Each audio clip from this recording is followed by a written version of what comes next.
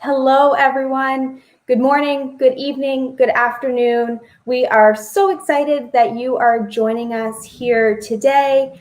I'm just getting a notification now that we may not be connecting as well to Facebook this evening, unfortunately. So if you're trying to see us on Facebook, you probably aren't hearing this message, but everyone, please go over to YouTube. You can watch us there.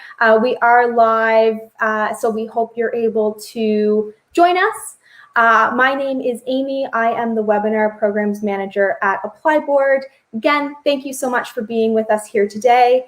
It is my absolute pleasure to be your host for the last of our Careers of Tomorrow workshops.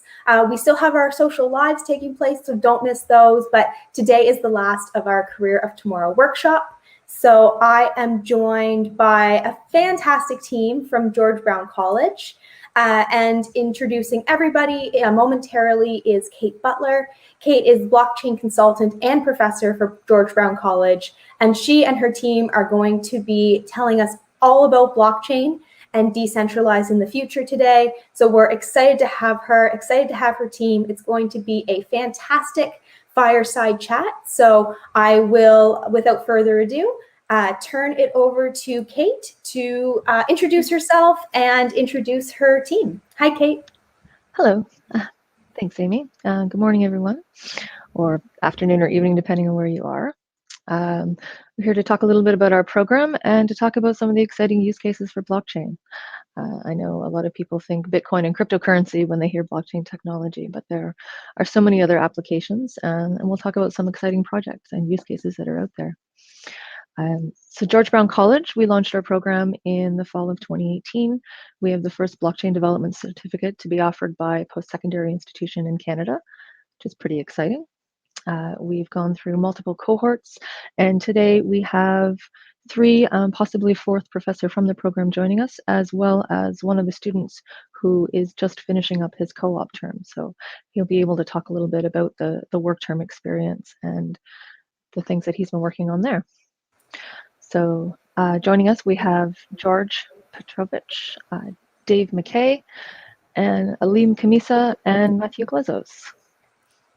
Perfect. And I'm just going to add really quickly before you kick things off, Ceit, that we also have Anusha joining us, and she is an expert in all things George Brown College. So if anyone has any questions about the college in particular, outside of blockchain, then she will be coming on at the end of this session to answer all your questions. So stay tuned. But without further ado, Ceit, back to you, and have an excellent session. Thank you. Would you guys like to jump in with a quick intro before we start? We can start with George and go down the line.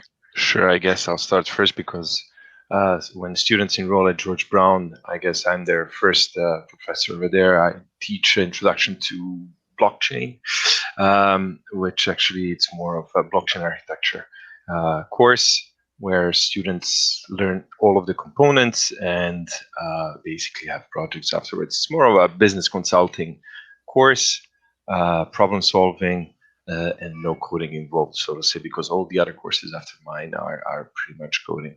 So I'll take it to Dave or to Aline. Hi, I'm Dave McKay.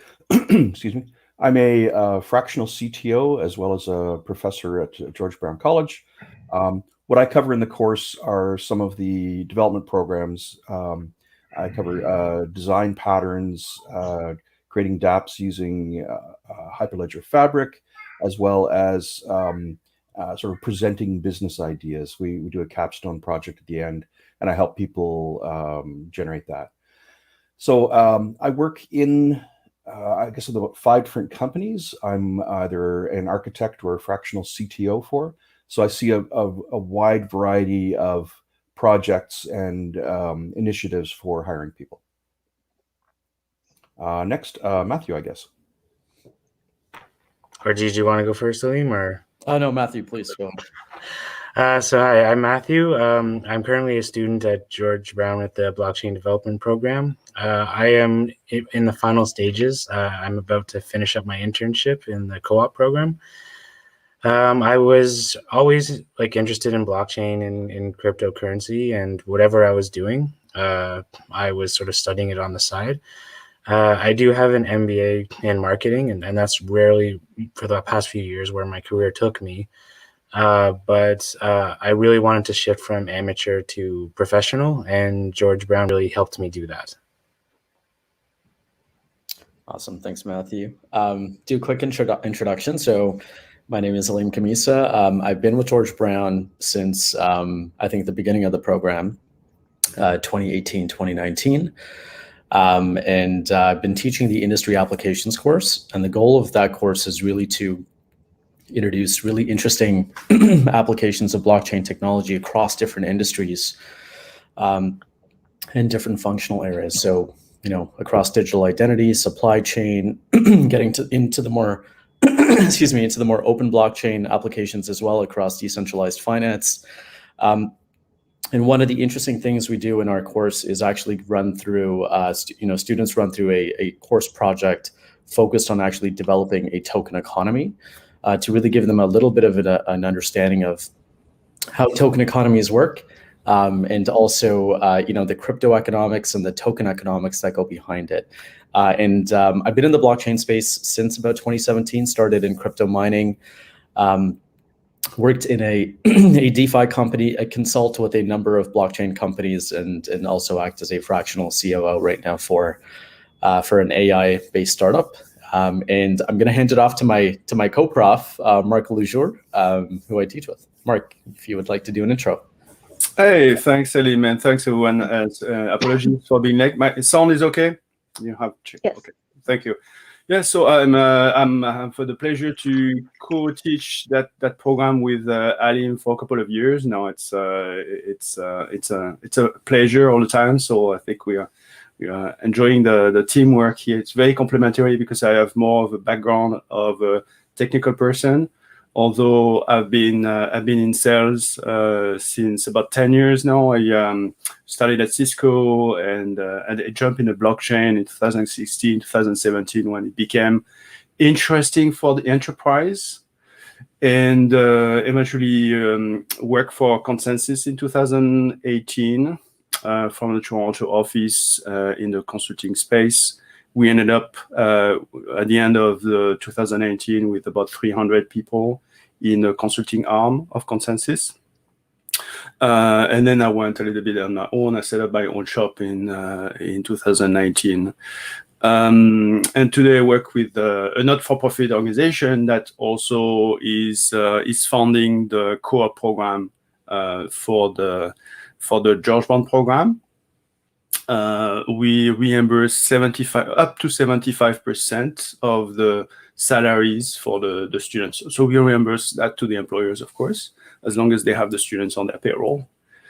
And last but not least, when I was in Consensus in 2018 is when I had the pleasure to work on the origin of the program, setting up the curriculum and working with Ceit when she came in, and Albert and the great people at George Brown College. So I'm super thrilled, and I'm still chairing the program advisory committee. So working with industry to keep this program being top-notch and up-to-date with what the industry works. I will have more to say about some of the data that we have collected this year about the need from industry, but I don't want to steal too much of the airtime here. Great, thanks, guys. So let's talk a little bit about what's happening in the industry. What's everyone's favorite exciting new use case or project right now? You could just jump in. I'll jump in. Yeah, self-sovereign identity is it's a really important piece, and it's quite an exciting field that's happening right now.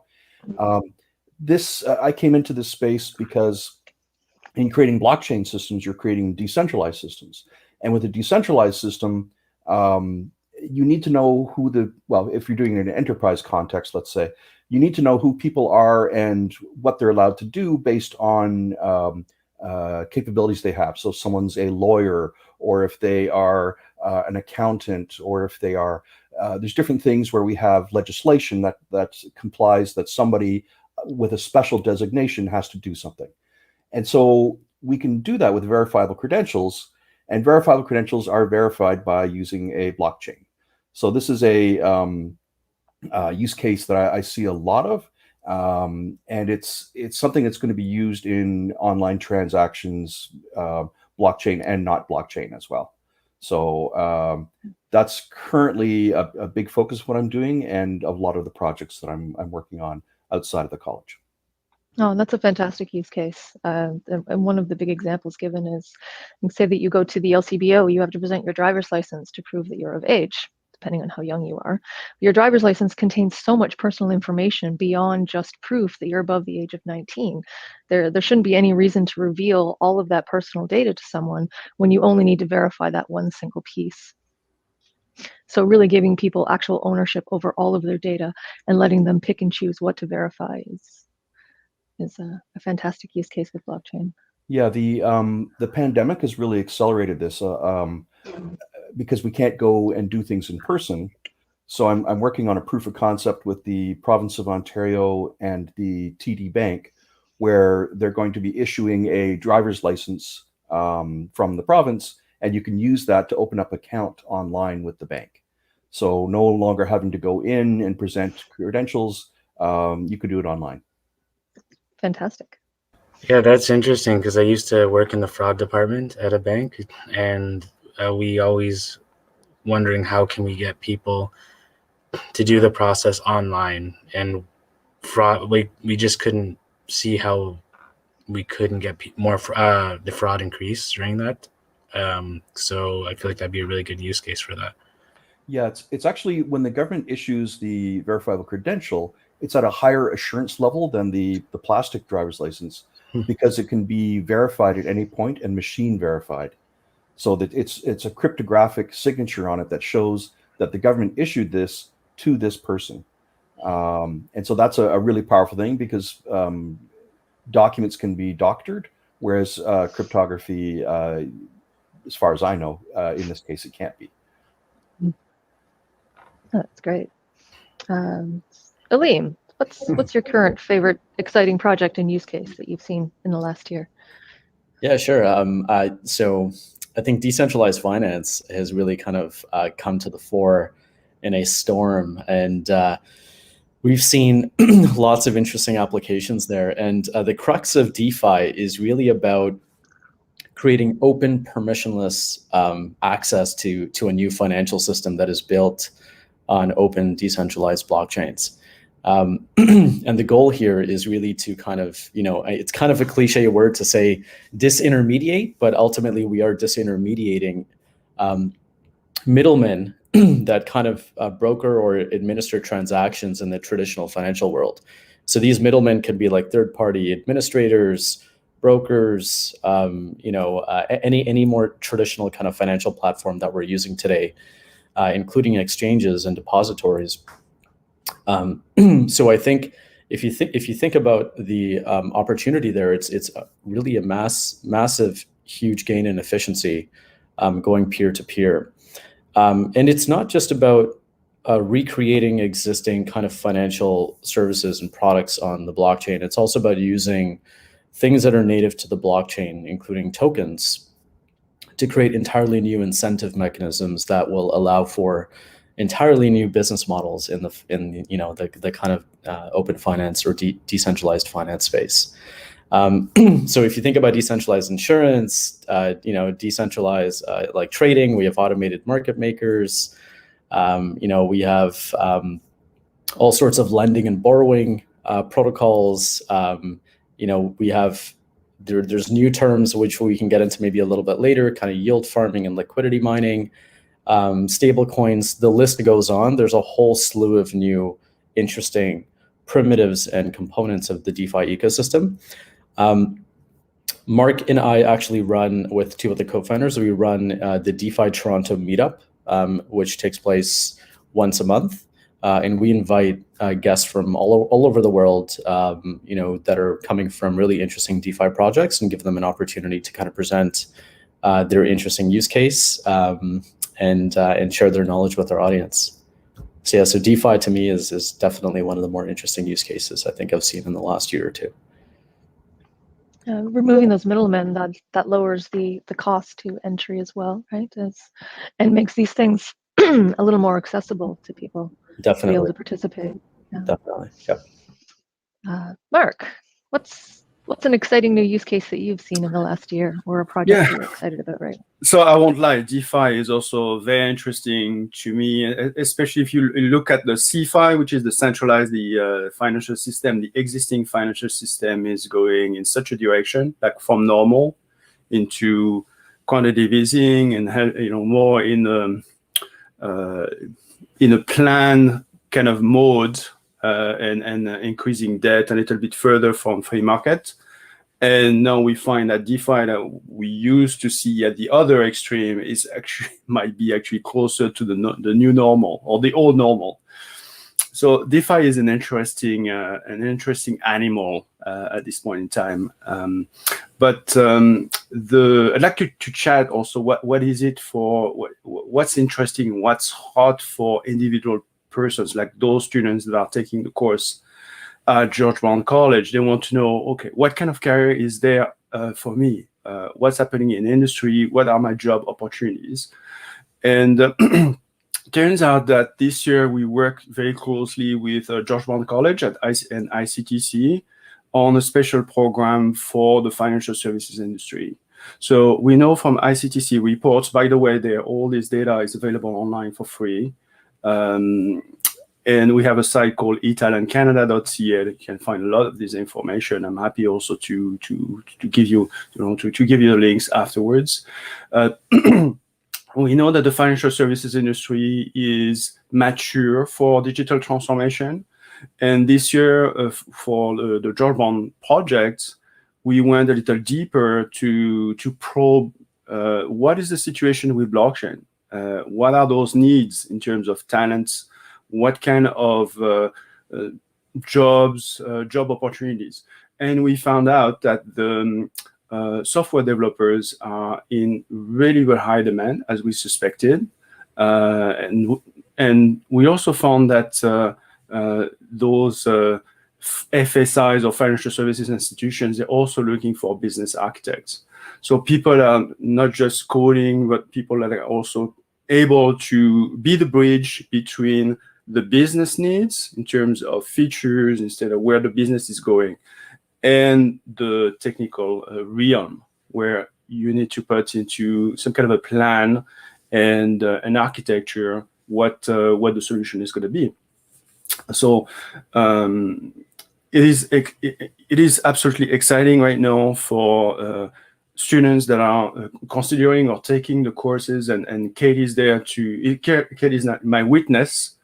I understand there are too many employers looking for students for co-ops right now, that you can have actually capacity for students. So it is really fantastic, and we're seeing at the DeFi Meetup and everywhere I look, there is such a flourishment of startups, new projects, and whether people want to be an entrepreneur or join a company, it's a hot time right now. You won't be bored. Now, Mark, I know that ICTC has done a lot of industry research on the blockchain space and employers in it. Can you give us some of the other examples of areas of industry that are really booming in terms of adoption of this technology right now? We've touched on DeFi. Yeah, you can imagine that after COVID hit, a lot of people that had their hands in the sands in terms of digitization and wanted to stay quiet and comfortable, they figured out that maybe it was not possible to do that anymore. That the competition is really happening on the battlefield, where technology is the main weapon, and that you cannot function, and you could not function during these COVID times without technology, curbside delivery, supply chain, automated everything. And every single industry is affected, honestly. Now, we're looking now, and we wrote a number of reports about the resilience, but also what is the new normal? What those 10 future years, the next 10 years, going to be? And what everybody is interested about is, how do we create a new world? So the green economy, sustainable energy, ESG, for example. And blockchain has a lot to do with and can bring a lot of value in all these new domains by doing something that, it's not because blockchain is magic or magic wand or anything. It just can do. The technology enables some use case that other technologies can't, with the same degree of trust, confidence, and efficiency. Think about, for example, tracing pollutants or materials that need to be recycled or cannot be recycled, need to be treated differently. Think about parts in the supply chain, or managing the cold chain, or managing carbon footprint. The list is very long. So we're also looking at smart cities. We've been looking at smart cities for a while. And smart cities are not just technical cities with a lot of wires and Wi-Fi. It's much more than that. It's about a livable city where people from all ages, if you're old and you need healthcare and you need special treatment, well, how can you create an environment in your building, in your area, where you can have access to all the services, whether it's health, shopping, social worker, banking, and everything, in a way that you can access it, make it accessible. And I'm really excited. And blockchain with micropayments, with also DeFi to put your money, in a safe place, to make sure you have more options for your investments. For example, it's all part of the solution. Great, thanks. George, what are you most excited about? I don't know if it's exciting I don't know if it's that much exciting for everybody else, but for me, I won't move far away from Aline's and Mark's sector. It's the finance. So for me, CBDCs, central bank digital currencies, is an interesting project because it involves also geopolitics. So with China now having their CBDCs out, I know those projects are very slow because they involve governments and standardizations. It takes a lot of time. So they make slow but big movements in the space. And so for me, it's interesting to see how well the relationships with China and the rest of the world will be once if they say, well, whoever wants to trade with China, you have to use our CBDCs. So we are still not at that point, but it's very interesting to see what's going on in that space. So right now, China has already done airdrops for the population, so they're already testing it. And the next, I guess, phase, or the next phase of their project will be when they have the Olympics. I think it's next year, Winter Olympics, I believe. So we'll see. If somebody goes there, let me know what's the experience. And again, CBDs for China, for me, it's because they're far ahead of everybody else, but you have so many other central banks that are following or catching up behind them. And Matthew, what exciting new things have you seen? So originally, I really liked, I'm sticking with finance too. Originally, I thought blockchain was the perfect solution for sending money remittance. I always thought that, today it's too slow and too costly. And we rely on, we text, we email, but we rely on a system invented in the 1970s to send money abroad. But lately, I'm jumping on the DeFi train because that's what I'm doing right now with my co-op. And I didn't know much about it. It was thrown around a lot, especially last summer. But I really started to learn more, especially during the program at George Brown. And now with my internship, I'm learning all about what it can, do for people. You can earn money. Your coins just don't have to sit there doing nothing, which was not the case before. You can, with different projects, you could allow banking for people that don't necessarily have banking before. And I'm learning, of course, the good with the bad. I mean, I don't know if people are aware, last week, Iron Finance had a huge hit where about $250 million looked like it was permanently locked, but I think they were able to release that. And it also really taught me, the importance of having good blockchain developers, because you want to avoid those fiascos. And because all you need, it takes, years to build trust and seconds to ruin it. And, that same group saying like, don't worry, we're coming back with this whole new project. And everyone's just like, yeah, right, I'm not getting involved with that. So I'm learning quite a lot. And I really think that's where the co-op is really important too, because it's an invaluable learning experience. And so I have to jump on the DeFi train, and I'm really excited about that. Now, speaking of remittances, I actually had someone subletting a room last year who was from Taiwan, and he wound up paying his rent each month in Ether, because to try to send money from his bank in Taiwan to get it here to pay his rent each month, it would have been ridiculous fees and such a hassle to do it. So he would simply transfer the funds to a friend back home in Taiwan. The friend in Taiwan would then send the appropriate amounts in Ether. It took seconds. Simple, easy solution, no extra fees on top of it. Yeah, Quick and easy. and that's not even like a designed for it. So imagine if a company actually like created the perfect platform for it. Mm-hmm. We have a question from the audience. Is it better to study blockchain in Canada or in the US? No, I can't speak to any of the programs in the US. I'm not familiar with how many are out there now. I know there are a number of schools who have added blockchain components to existing programs that we have. Ours was the very first standalone blockchain development program.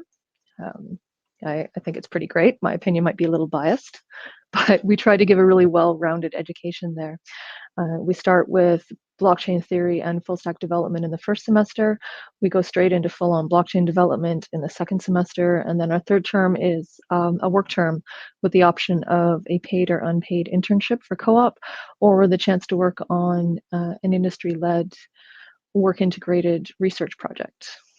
Yeah, well, I think I would submit this idea that, I mean, we could say so many things, but I would submit this idea. If you choose a college for your education, you have so many choices, right? You have college, you can go university, you can go some other route. University, you're going to learn something very theoretical. So if you want to do a master's, a PhD, it's great. If you want to go work, I mean, the college is where you want to go. And the key feature of a college is not so much the classroom. It's the whole community around the college. Look at this program. This program has been designed by industry, right? That at the time I was at Consensus, we had some other people from all the different groups. We assembled a group where maybe 40 plus different industry people that are part of this group helping the college design the program and looking for the students at the other end, right? So it's almost like a club when you're signing to that program here in Canada. And this George Brown project, it's really saying, I'm working with the community of enterprise and entrepreneurs here that are continuously shaping the program for their needs. And if you look at this, this screen, and you see George, Dave, Ali, myself, we're all working in industry. It's not like we're not just full-time professors writing papers. We're actually working in industry, and in that time we go up there and we give a little class, and we love sharing with students what we learn in industry. So it's live. It's almost live, and being in touch with what's happening out there. Mm-hmm. And all the instructors, we all come from industry. That also lets us keep the curriculum up to date. One of the biggest challenges is this is an evolving technology. We couldn't print a textbook. It would be obsolete before you crack the first cover open. If there are technical changes implemented in the morning in any of the technology stack that you're using, you need a lecture to actually reflect it that night. And we can be dynamic because we all come from industry. We sponsor hackathons and conferences and meetups. We encourage students to attend those.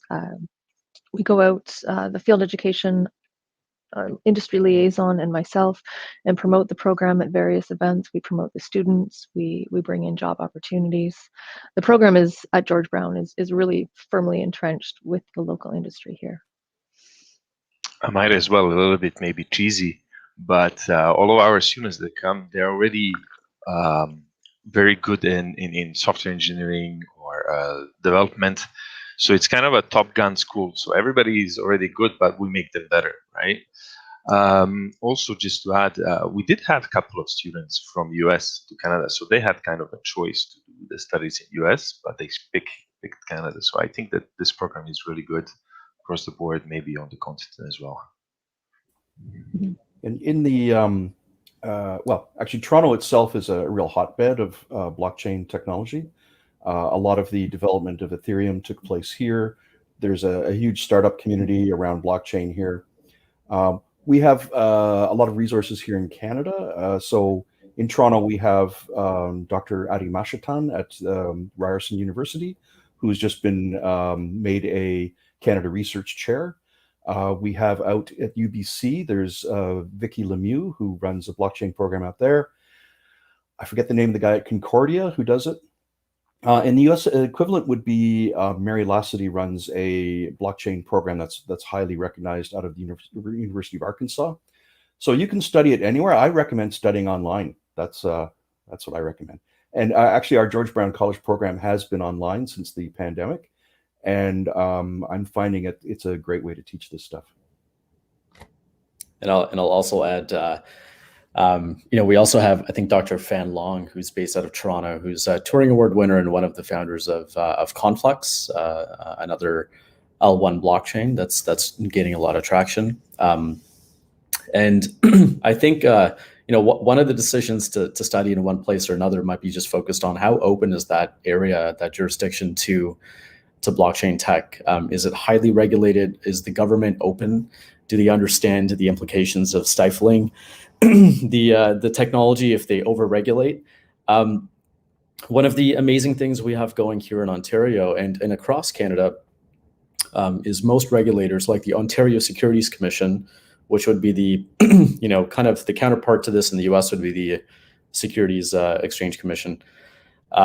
We have a sandbox where we allow for a little bit more relief for early stage technology companies to explore blockchain tech and other technologies without being shackled by regulation so much. And we also have a FinTech Advisory Council, which advises the OSC on special matters, including blockchain as well. So I think when you think about the regulators and the governments, they're quite open here in Ontario and across Canada. And another proof point there is also, I think Canada was the first place in the world, if I'm not mistaken, to introduce a blockchain, crypto ETF, an exchange traded fund through 3IQ. I believe that was the fund manager.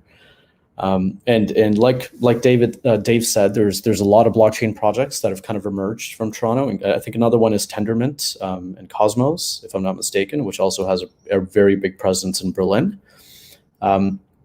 So I would say we are definitely one of the epicenters in the world around blockchain and fintech, and George Brown being very, very much plugged right into the center of that. So I think that's a huge benefit for students in our program. I'd also like to add what brought me to George Brown was the sort of blockchain community in Toronto. I'd go to a lot of the events, like Bitcoin Bay was my favorite. I was a pretty regular there before the pandemic hit. And it's not, if you do come to George Brown, it's not just George Brown. It's the atmosphere around it and the blockchain atmosphere around it as well. And I really think that's a huge bonus. Absolutely. We have another question from the audience. Is scalability an issue for blockchain? And I think the follow-up would be, and what are people doing to address this? Yeah, I run into this quite a bit. Where I run into it is there's a sort of a mismatch between producing the transactions and the blockchain being able to consume these. And so this is a classic case where you use a message queue for handling this, which is also good for resending transactions if they fail and adjusting any gas prices if they fail, let's say if it's Ethereum. But it's the throughput on blockchain systems is very low. A public blockchain like Ethereum may have 15 to 45 transactions per second worldwide. And even a more performance system like a permission blockchain, let's say Hyperledger Fabric, you're only going to hit about between 5 and 30,000 transactions per second, which should be enough for a lot of use cases. But in more higher volume systems, you're going to have to come up with some unique ways of addressing that. So the main thing I use is a message queue, so that when you're not getting a lot of transactions coming into your system, you're still sending those out to catch up. Yeah, when we did a project when I was at Consensus in South Africa with the South African Reserve Bank, it's called Project KHOKHA, KHOKHA, I think. There is 80-page long report published by the South African Reserve Bank, SARB, that describes the different tries. And if my memory is still good, I think we got the Ethereum network to be optimized. We fine-tuned it to perform at 400 transactions per second. By tweaking some of the Pedersen commitments. It becomes a little bit technical, but it was running quorum and can be tweaked to go a little faster. Now, fast forward 2 years, even the public chains now, they are looking at layer 2. So layer 2 solutions are becoming quite a thing, and like a real thing that's happening actually. We have that's becoming that's becoming real. And looking on the Ethereum landscape, you have Ethereum 2.0 that's marching. It's not there yet, but it's marching steadily towards its goal. But I don't want to be just entirely Ethereum focused. I mean, all kinds of new solutions are coming up there that are trying to fix that up. I mean, Ali mentioned, I think, Conflux earlier. They also plan, I think, to go in the 5,000 range with some kind of, people are learning, right? So they're proposing new models with branching algorithms and different funny things from the realm of hardware. So innovation is there. It's not going to stop. And scalability is definitely an issue today, but solutions are there too. We'll see which one is winning. Yeah, and maybe I'll just add to that, to what Mark mentioned. As we march towards Ethereum 2.0, we're marching really towards proof of stake, and that's going to allow for Ethereum to scale. But we've also had lots of other interesting solutions and developments over the last several years, including, sharding is another, scalability solution. We have layer 2 networks that kind of sit on top of base layer blockchains like Ethereum and Polkadot and Solana and others. One of the ones that is very right now specific to the Ethereum world is an L2 or a layer 2 called Polygon, previously called Matic network. And that actually has quite a bit of traction. Dozens of projects are using that, from projects across gaming, NFTs, the metaverse, DeFi, the list goes on. And some of the other underlying solutions that other blockchains, and including other teams building on Ethereum, are using are called ZK rollups and rollups in general, optimistic rollups. And there was a project based out of Canada. It's a decentralized exchange. It's called Loopring. They were one of the first to actually successfully use ZK rollups. And I believe they're Montreal based. So lots of exciting things happening in the scalability space. So, in 2017, if someone had asked that question, yes, I think it was definitely a concern. Today, I don't believe it to be a concern. And there are other blockchain projects out there that have addressed scalability directly in the base layer, like Solana and Conflux and Polkadot and Cosmos and others that allow you to naturally scale. But we can't forget about the fact that there is this blockchain trilemma where you have decentralization, security, and scalability, and you tug on one end and you kind of have to sacrifice a little bit on the others. But again, I think L2 scalability solutions will help to address a lot of that. Yeah, just to add to that, where I'm working now, I don't know if I mentioned it before. It's called Optify. Basically, it's a problem for most DeFi users. A lot of the rewards, they're not really compounding, because in order to get the money to reclaim, you have to put your money in, which costs gas. And in order to claim the rewards, that costs gas. And to put that money back, that costs gas. So unless you're talking about, millions of dollars at your disposal, which, I unfortunately don't have, it's very impractical. And Polygon is something that we'll be looking at immediately after the launch date. And it's like a whole different ball game. Something like that might not be practical to be doing like a daily compounding reward, but it's definitely going to be a lot cheaper to do all that process. And you could, I don't know, weekly or monthly might be more feasible, but the layer 2 at Polygon is very exciting. And also to say, so I would say maybe the question is not very specific, right? So different blockchains have different scalability. So as Dave mentioned, throughput, right? So specifically, I would also add which blockchain, right? For me, if I send money overseas, for me, there is no issue, because the finality of the final settlement is also done in the transaction, right? So there is not nostro vostro accounts that for the final settlements, the financial system lasts for days and sometimes weeks or months after. So question is which blockchain is the person was kind of referring to, and for what uses, right? What's the purpose of using the blockchain? So it really depends.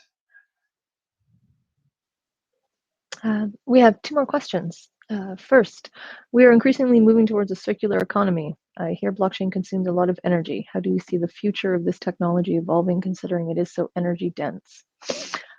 Again, this is a which blockchain question, because it really is the proof of work blockchains that have such a high energy consumption just due to the computational process of actually reaching consensus on them. And again, there was a study, we put it out, is that Stanford or MIT? They were actually comparing the amount of energy used by the Bitcoin blockchain. And even with the massive amount of power consumed by the Bitcoin blockchain, it's still a fraction of what all of the passive home appliances in the US use just by being plugged in and not turned on. So yes, it's a lot of electricity, but in comparison to the other power that we use on all of these other things, it's really not that big. Yeah, no, you have to compare apple to apples, right? Because the traditional banking system, for example, yeah, it's also consuming energy, right? And you have buildings. Well, these buildings, these are really bad for the environment in a way. You have to maintain the entire building. It's a lot of cement.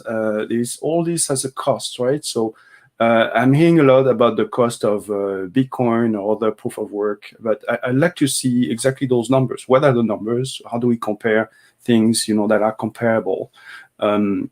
Obviously, we won't be able to go back and rewrite history or go back in the past, but what we can do today is look in the future and say, okay, what kind of energy can we use now to power those blockchains that are proof of work, consume a lot of energy? There is a lot of interesting development now from using the energies of volcanoes or putting data centers in the Arctic or in the region where it's really cold to provide natural cooling, so less energy for cooling the data center. This is the type of things I'm interested in. I'm interested in solutions. So I think asking the questions and emphasizing the problem is great, but it has to come with a solution, and it has to come with a rational solution with the data. So saying that Bitcoin bad, bank is good is not really getting the conversation in a place where we can, I think, to a real solution. Yeah, as Mark said, so comparing apples to apples, usually this is a mainstream kind of questions or a topic. You can see it over and over, and it comes every 4 years as the popularity of comes up. So for me, I find mistakes when they say Bitcoin network uses so much energy, like Greenland, Iceland, all these countries. It's a bad comparison. Let's compare the whole economical financial system across all the banks, all central banks, everything. As Mark said, buildings, movement, people going to work. Then we can talk about those things. Second question that I ask, or kind of gets ticked off when they ask me about energy and Bitcoin, is it's the wrong question to ask us. It's the question to be asking governments. Why aren't they using more green power energies, right? Not to us who love the technology and use it, but okay, the solution is not with us. The solution is with the government to implement more greener, friendly environmental friendly energies. And there are solutions. So the question is, why aren't they using it? Well, I feel it is a valid concern that the energy that's used, because if you look at the energy used per transaction, it is way higher in the blockchain world. So a transaction to happen on Bitcoin or Ethereum has to happen on pretty much every single server connected up to the system. So that's a really expensive cost. And a lot of that, the cost of the coming up with the blocks is based on the proof of work. And so Ceit hit on this. So proof of work is using this expenditure of energy to build a level of trust. So someone would have to expend even more energy that's in the blockchain already to be able to defraud the blockchain. So the way around this is they're looking at different consensus mechanisms. So we have proof of authority, proof of stake. One of our other professors, Paul Chafe, has a company, and they're creating a blockchain where they're using proof of space and time. So it's not an energy requirement anymore. It's your location on the planet is the piece that's being used. So there's a lot of innovative ways around this proof of work, which is a horribly inefficient use of energy. So I'm not going to excuse it. It's terrible. Maybe I'll just quickly add as well that a lot of the mining, the crypto mining that's being done to secure all of these blockchain networks, specifically if we're talking about Bitcoin, it's proof of work, energy intensive, capital intensive. You need lots of equipment, mining equipment. It's coming from renewable sources, right? China and Canada, for example, are two of the world's largest producers of hydroelectric power. And Mark touched on this as well. We saw that El Salvador just recently made Bitcoin legal tender. They're looking at using volcanic energy or geothermal energy to mine to power a lot of their crypto mining out there as well. And China also recently kind of placed a ban, I believe, on crypto mining. So a lot of the dirty energy in some of the provinces is now moving. That's moving to more renewable sources in North America and Scandinavia. And I just did I looked up a quick stat. The amount of energy that Bitcoin, the entire Bitcoin network uses, and Dave, I think you bring a valid point here. There's a lot of other components and parts to the transaction. But if you look at just the core mining, it's a fraction of a % of our global energy usage. So it's on the scale of, like 100 terawatts, which might be a small, tiny country. But, others have mentioned if you look at the entire financial system more broadly, it uses way, way, way more energy. And what Bitcoin and other blockchain solutions are doing are essentially providing many of that, of the same infrastructure for financial products and services and remittances. So I would argue that I think it's much more efficient than the current financial infrastructure that we have in place today. So we have just over 10 minutes left. We have one more question that actually touches on the financial sector. Considering the potential for disruption by blockchain technology in the financial sector, do you get the sense that entrenched institutions feel threatened by DeFi? It's a good one for all of our DeFi people here. I'll jump in quickly. So I think DeFi presents a new opportunity, but at the same time, yes, if you look at entrenched legacy financial institutions, banks, pension funds, wealth managers, hedge funds. Well, if you look at the financial services side, so let's look at banking. There is a threat because now we have an opportunity for retail investors and retail users of banking products to move over to DeFi, where there's less friction. It's easier to just set up an account. You don't necessarily need to KYC or know your customer and kind of identify yourself, although some of the rules around that are changing. And the yields are generally higher. Putting your money in a bank account today, you're lucky if you earn maybe 1% or even 0.5%, unless you're in a high, I guess a high interest savings account. But in DeFi, there's an opportunity to earn yields that are in the double digits, right? And it's not without its risks. I have to say that. There are several elements of risk, smart contract risk, and others. But I think that is presenting a threat. And we're also seeing a lot of money managers, institutional investment firms, and fund managers that are starting to really be intrigued by DeFi and start to participate in that world as well. So that's kind of pulling money out of the traditional financial world into the DeFi space as well. And I think generally that trend will increase. I think the opportunity area is really for companies that want to bridge the CeFi world to the DeFi world. And one of the startups that I worked at was called Alchemy.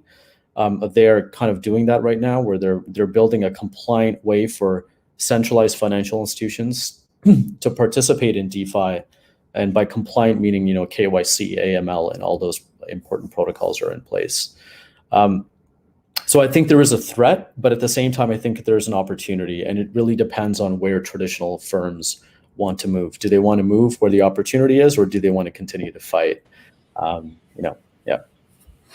We do have a follow-up on this as well, just if you want to guys want to Yeah, address this too. They want to know if these traditional finance institutions are lobbying regulators to protect their interests. So if you want to address both questions, we just got that one in as well. Yeah, I just could try to be quick here, but a little bit controversial also, and maybe thought-provoking. Maybe DeFi is not what the banks should be worried about the most today. Those quantitative easing policies and negative interest rates in some countries is kryptonite for the banks. So some banks actually sold their entire operations in some countries. In the Nordic countries, I've seen a bank telling their customers that they would pay them the minimum interest that the law allows, I think 0.01%. It's just a massacre right now because of the COVID crisis environment. So the banks are suffering. Well, I don't think they have a lot of time to think about DeFi. But that being said, I would also go with Ali. It's not like DeFi is forbidden to banks. Every actor can go and play. So I guess the world is open for banks to compete. But what they have to figure out is how do they survive in the first place, and that's forgetting DeFi. Yeah, to add to Mark what he said, I think that the biggest threat to financial system right now, it's not this crypto stuff. It's companies like Apple, Amazon, Facebook becoming also banks or having some of their own crypto stuff. That's their biggest threat. They have the biggest population that use their platform across the world.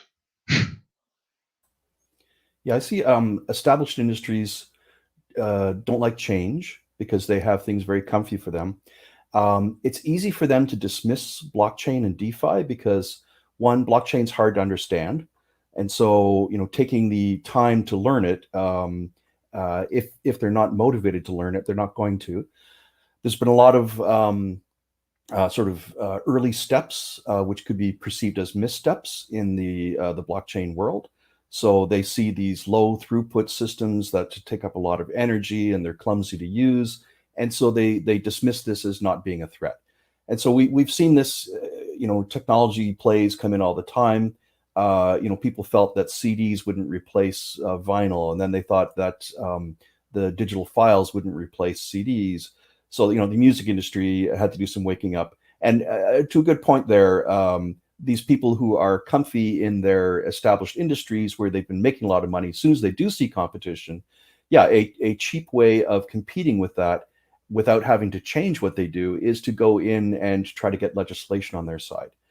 But if they aren't doing that now, whereas the blockchain industry is going off and talking to legislators and talking to compliance organizations and working with them and negotiating and finding out how to make this stuff work and how to comply with the types of goals that a financial regulator would have.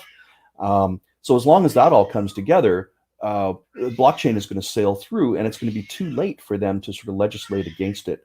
It may just sort of be last minute knee-jerk legislation that'll try to stop it, which may be easy to defeat in courts. But this is technology that's it's here to stay. It's going to get better as we go. And as we cross the chasm they talk about in the adoption curve, they're going to start feeling this. And they're either going to have to jump on board or lose a large segment of the market share that they have right now. My categories. Yeah, we learn a lot about each other here, and I didn't know you were a cat person like myself, Dave. Yeah. Well, I have a dog, but my girlfriend has 3 cats. They're way more vocal in their opinions about blockchain. Yeah. I've worked on both sides. Like I mentioned earlier, I work for a bank. I think Canada is a bit of a different story. The regulations for banking are very strict, and I can see banks feeling secure about that for that reason. And I'm not sure if they feel threatened by like DeFi or not. But if they aren't at least paying attention, it might be ego. But I really think it's something that they need to start paying attention to if they are not already. I think they're paying attention. They're just looking who will win the battle, and then they can just buy them out. Usually, what banks do. Mm-hmm. Yeah, they have the power to do that. They do, but when it's a decentralized system, you can't buy the decentralized system. That's exactly it. Yeah. So if they're not paying attention to the technology, they won't understand what the response to the technology is. And decentralization with a reduction of rent-seeking middlemen is not something that they're expecting to knock them out.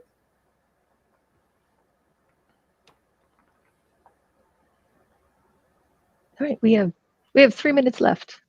Is there anything else anyone would like to add? I just thought I'd add in a few more use cases.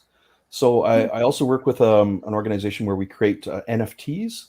So the whole NFT craze you've seen going on with its representations of artworks, but this can also be used for any type of alternative asset, coin collections, Beanie Baby collections, like whatever types of assets people have had in the past that have never had liquidity before. So anytime you wanted to sell some art or sell, a stamp collection, you'd have to wait for a special auction to come along and then to go through the auction. But now we have these sort of permanent marketplaces going on with this. Another use case that I'm working on is for used airplane parts. So for large jets, these things run for many decades.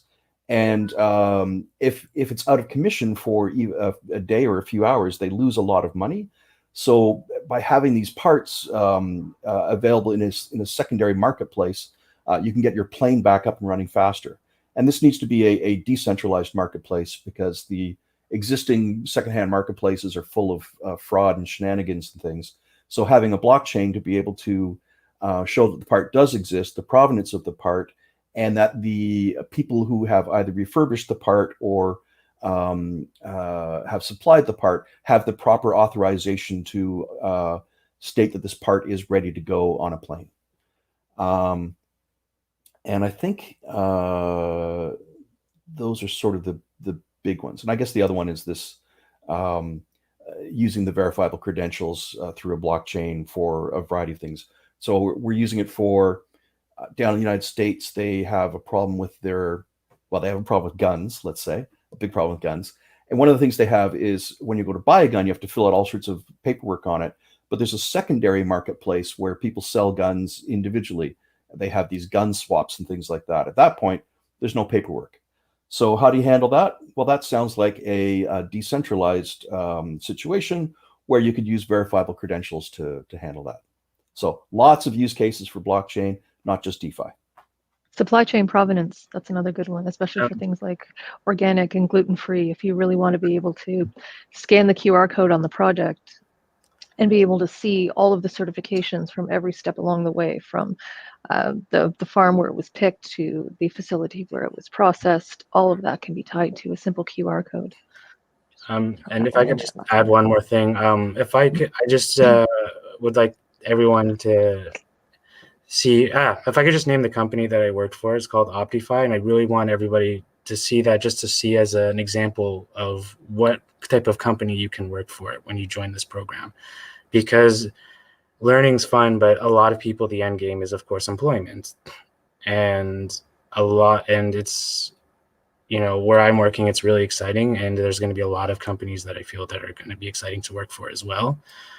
So I don't know if there's like a comment, or if I can write the website down, just so people see what type of what DeFi is and what they can work for, and what their end game could be. You can share those in the private chat, Matthew, and I can make sure everyone gets them in the notes. Yeah, go for it.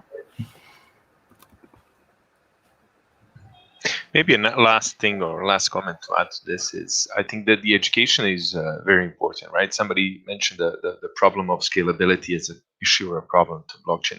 There's a second one, and the second one is adoption, right? And the adoption comes with education of the people. So the governments and institutions around the world, the more they feel comfortable around the new technology, the more they understand it, the less of a guard they're going to have.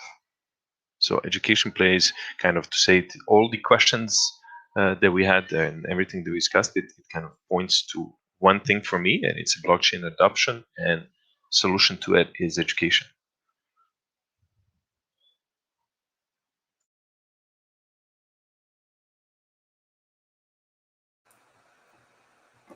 Great. Well, if there's no other comments, I want to thank everyone so much for joining us today. It has been excellent to sit here for the past hour and learn way more about blockchain than I had anticipated. So thank you all for your comments and perspectives. It's been really great to hear all of this information. We are stretching a little bit beyond the hour, so I'm going to turn the attention now over to Anusha, who works at George Brown College, and she is going to provide us with some details about the school. And we haven't had any questions come through, but Anusha, if you want to talk to us about George Brown College, some admissions deadlines, scholarship opportunities, that would be great to hear. Okay, thank you, Amy, and thank you, everybody. It certainly was a great learning experience for me as well to learn more about our blockchain program. So if there are any international students or even domestic students, but you can contact us at georgebrown.ca/international, contact us. We do have, for the international students, business development officers who are specialized in the different countries. You can also check the requirements for the program by going to our admission requirements, which are by country of origin, and look and finding out the equivalence. The blockchain development program, the admission requirements are a 2- or 3-year diploma or a degree in information technology, computer science, or related field. And depending on which country you're from, there would be also the language proficiency requirements. So an academic IELTS or TOEFL or Duolingo score required. So you can find all that information on our website. Okay, scholarship opportunities. We don't have entrance scholarship opportunities, but we do have quite a lot of scholarships which are offered to students who have completed 1 semester of the program. And you can check our website for more information on our scholarships. So we look forward to welcoming you to George Brown College for all the students who are interested in our blockchain program, and please don't hesitate to contact us. I'll put the link in the chat, Amy. All right. Marvelous. There you go. Wonderful. Thank you, Nusha. I'm just sharing that link now with everyone.